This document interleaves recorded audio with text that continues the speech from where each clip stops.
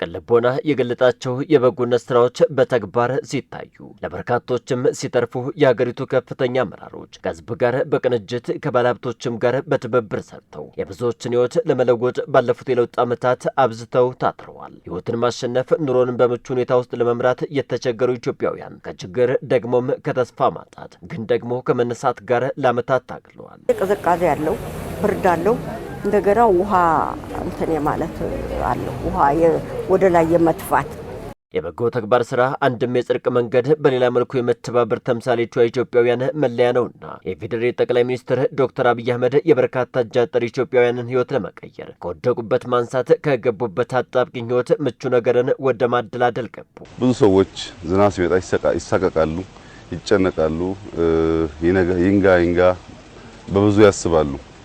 እኛ ተረጋግተን እንደምንተኛው አይደለም። ህዝባችን በተለይ እናቶች፣ አሮጊቶች፣ አንዳንዶች ልጅ የሌላቸው፣ አንዳንዶች ወልደው መሃን የሆኑ በዚህ አይነት ሁኔታ የሚኖሩ ስላሉ የአካባቢው ማህበረሰብ እየተጋገዘ 5ም 10ም 15ም ቤት ቢሰራ የብዙ ሰው ህይወት እፎይታ እንዲያገኝ እናደርጋለን። ጠቅላይ ሚኒስትር ዶክተር አብይ አህመድ ከመላ ኢትዮጵያውያን ጋር በሰሩት ስራ እነዚያ በችግር ውስጥ ለዓመታት ውስጥ የነበሩ ዜጎች ምቹ መኖሪያ ደግሞም ቀና ብለው ለመራመድ በቁ። ደስታቸውንም እንዲህ ነበር የገለጹት። ደስ አለኝ።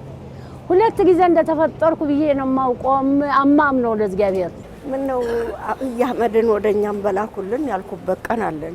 አሁንም በዚህ ብቻ አላበቁም። ጠቅላይ ሚኒስትሩ ድሆችን ለመርዳት ሀብት ያለው ሀብቱን፣ እውቀት ያለውም እውቀቱን፣ ጉልበት ያለውም ጉልበቱን አቀናጅቶ በመስራት ለወገን መድረስ ወገንንም ካስከፊ ችግር ማላቀቅ ላይ እንዲሰራ ጥሪን አቅርበው ነበር። በዚህ በጎ ተግባር ላይ አቅም ጉልበት ያላቸው ሰዎች ሁሉ በየሰፈራቸው በየከባቢያቸው ፈርሶ የሚሰራም ከሆነ ባለበት የሚጠገንም ከሆነ የአቅመ ደካሞች፣ ያዛውንቶች፣ ልጆች የሌሏቸው መበለቶች ቢታገዙ በምድሩም በሰማዩም ጠቃሚ ስለሚሆን በየዓመቱ ስናደርግ የነበረውን ተግባር በዘንድሮም እንድንቀጥል ነው። የጠቅላይ ሚኒስትሩን ጥሪ በተግባር የገለጠችው አዲስ አበባ በችግር ውስጥ የነበሩ ዜጎቿን ለመካስ አብዝታ ሰራች። ደሳሳ ጎጆዎች፣ ምቹ ያልሆኑ ከባቢዎችን መለወጥ፣ ለነዋሪዎችም ምቹ በማድረግ ሂደት ውስጥ በርካቶች ወደር አልባ ደስታን ማሰማት ጀመሩ። እኔ መግለጽ ይከብደኛል፣ መናገርም ይከብደኛል። እኔ እንዴት እናገራለሁ? ለኔ ታምር ነው። እንደገና ተወለድኩት። ከአቅም በላይ ነው፣ መናገር ይከብዳል። ያና ይሄ ሲወዳደር በጣም ከባድ ነው። ብዙ አልቅሻለሁ በእውነት። የዜጎችን ህይወት መቀየር፣ ከተማንም ዘመናዊ ማድረግ የከተማ አስተዳደሩ ትኩረትና በቀና ልብና በጠንካራ የስራ ባህል እውን የሆነ ስለመሆኑም የአዲስ አበባ ከተማ ከንቲባ ወይዘሮ አዳነች አቤቤም በሰዓቱ ገልጸው ነበር።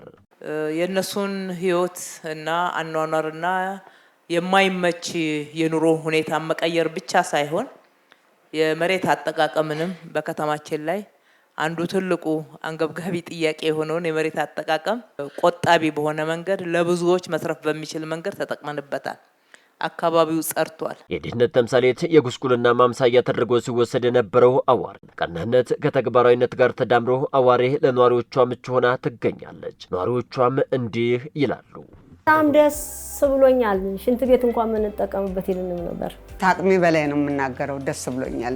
እጃጠር ወገኖችን መርዳት ሰውን ሰው በመሆኑ ብቻ መደገፍ ባወሬውን ሆኗልና ስራው የበጎነትም የመጽዳትም ምሳሌ ሆኗል ሲሉ በአንድ ወቅት ጠቅላይ ሚኒስትር ዶክተር አብይ አህመድ ተናግረው ነበር። ወገኖቻችንን በዘር በሃይማኖት ሳንለይ ሁሉም ባቀፈ መልኩ መቀየር ይቻላል ያልነው ነገር ይሄው እውን ሆኖ ስላያችሁ እንኳን ደስ ያላችሁ ማለት እፈልጋለሁ። የኛን ኢትዮጵያን የማበልጸግ ሀገር የመቀየር ከሌብነት የመራቅ ተክቶ የመስራት ህልሞቻችን በጽሁፍ በንግግር ያልተገለጠላቸው ያልገባቸው ሰዎች ካሉ ስራዎቻችንን አይተው መገንዘብ ይችላሉ። የኛ ፍላጎት ይሄ ነው። ወዲህ ደግሞ በአሁኑ የበጎነት መንደር ትናንት በርካቶች አስከፊ ህይወትን ገፍተውበታል። ቤቱ ሊወድቅ ደርሷል። ተጣሟል። ዝናብ አለ፣ ያንጠባጥባል። መጸዳጃው ደግሞ በጣም ሩቅ ነው። ለእኔ ለአካል ጉዳተኛ በጣም ደከም። እኔ በዊልቸር ነው የምጠቀመው። ለአካል ጉዳተኛ በጣም አያመችም። 10 ቤት ነበርን እዚህ ቤት ውስጥ ሁሉም ተረባርቦ መሬት ሞልተው ነው የሚተኛ።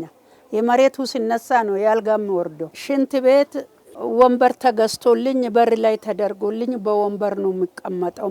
እግሬ አይታጠፍም። ዛሬ ግን በጎነት በበጎች በጎ ገጽን ተላብሷል። በጋራ በመተባበር ለወገኖቻችን የሰራናቸው ቤቶች ናቸው።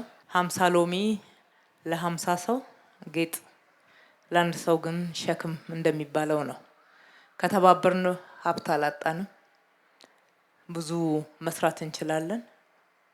ብዙ ስንሰራ ደግሞ የብዙዎችን ህይወት መለወጥ እንችላለን። በበዓላት ሰሞን እንደ ጎረቤት መሆን የሚቸገሩ ዜጎች በዓልን በደስታ እንዳሳልፉ በማድረግ ሌላኛው የበጎነት መልክ ነው። በዘላቂነትም ችግር ፈች የበጎነት ተግባራት ከጊዜያዊ መፍትሄዎች ጋር አቀዳጅቶ በሚሰሩ ስራዎች ባለፉት ዓመታት ለበርካቶች እፎይታን ሰጥቷል።